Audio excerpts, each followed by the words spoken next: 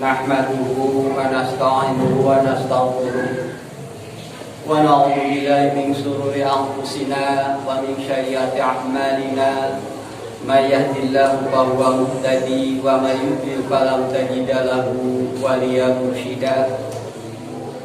Asyhadu an la ilaha illallah wahdahu la syarika lah wa asyhadu anna Muhammadan abduhu wa rasuluhu alladzi la nabiyya ba'dah. Amma ba'du, faya ayyuhal hadirun ittaqullaha haqqa tuqatih wa la tamutunna illa wa antum muslimun.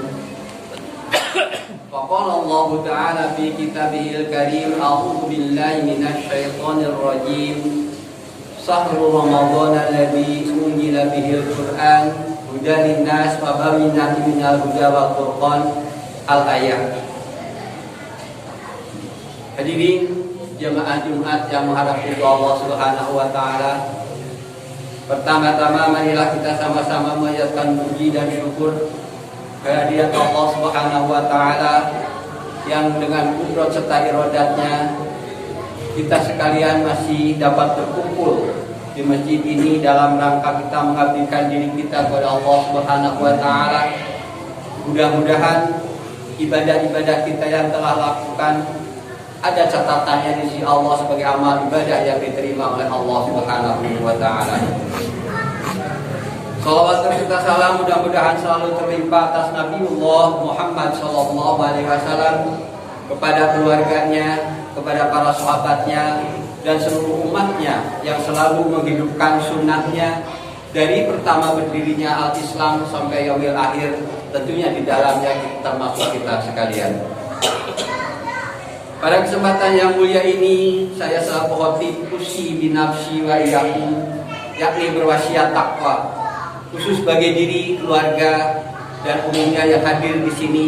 Marilah kita sama-sama meningkatkan ketakwaan kita kepada Allah Subhanahu wa taala dengan kita memperbanyak ibadah-ibadah yang mahdhah maupun yang ghairul mahdhah. Karena dengan demikian insya Allah kita akan bahagia di dunia wal akhirat. Hadirin sidang Jumat yang berbahagia, tidak terasa bulan Ramadan sudah kita laksanakan 10 hari kita melaksanakan saum, dan pada hari ini kita melangkah ke seksi yang kedua, yaitu 10 hari yang kedua. Mudah-mudahan wabil khusus ibadah saum kita diterima oleh Allah Subhanahu wa taala, dan kekurangan-kekurangannya mudah-mudahan Allah Subhanahu wa taala mengampuni dan menambalnya. Hadirin sidang Jumat yang berharap ridha Allah Subhanahu wa taala. Saum menurut arti bahasa ialah menahan. Jadi saum menurut bahasa adalah menahan. Menahan apa saja keinginan kita yang kita bisa melakukannya, akan tetapi kita menahannya, tidak melaksanakannya, itu adalah sebagai perkataan saum. Akan tetapi saum menurut syariah ialah menahan diri dari kita makan, minum, dan jima. Sejak kapan kita tidak bolehkan itu begitu kita makan, minum, dan jima, sedangkan semuanya itu adalah halal bagi kita dan itu adalah barang kita? Yakni sejak terbitnya fajar sidik sampai terbenamnya matahari, kita semua harus menahan semuanya itu kalau kita benar-benar ingin melaksanakan saum.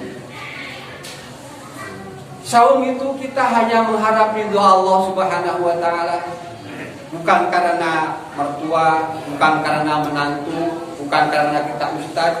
Kalau itu kewajiban yang ditimpakan kepada umat manusia semua adalah kita harus melaksanakannya. Sekali lagi, agar kita mendapatkan pahala yang dijanjikan oleh Allah Subhanahu wa taala kepada saum kita, yaitu yang pertama, kita harus mengetahui kedatangannya bulan Ramadan. Alhamdulillah, umat Islam Indonesia ini semuanya ini sudah mengikuti apa-apa yang dianjurkan, atiullaha atiur rasul dan wa ulil amri minkum. Sepakat orang Indonesia ini semuanya ini melaksanakan saum bulan Ramadan ini pada hari Selasa yang lalu. Dan ini kita ini harap benar-benar mengetahui bahwa itulah tanggal 1 Ramadan. Yang kedua, kita harus menahan diri dari memberikan sesuatu, memasukkan sesuatu ke dalam perut kita yang tadi saya singgung bahwasanya makanan kita halal, istri kita juga halal, akan tetapi kita bukan menjauhi tapi menahan sebentar pada waktu kita melaksanakan saum. Yang ketiga adalah menahan diri kita dari memasukkan sesuatu ke dalam perut kita. Sekali lagi. Dan yang keempat adalah menahan diri kita dari berjima dengan istri-istri kita di siang hari. Karena yang tidak bolehkan ini adalah kita makan, minum, dan berjima itu di siang hari.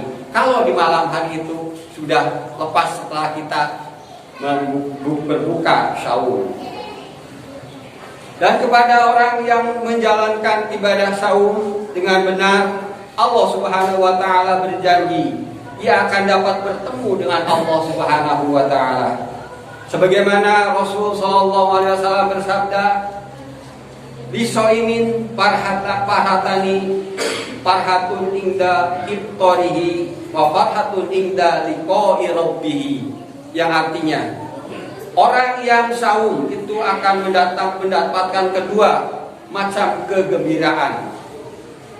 Kegembiraan yang pertama ketika ia berbuka saum.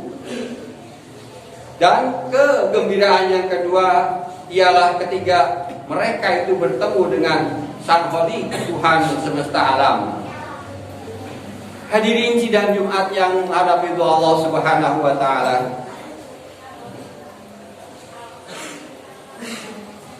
Ketahuilah bahwa saum menurut para ulama dibagi dengan 3 kategori atau 3 kriteria.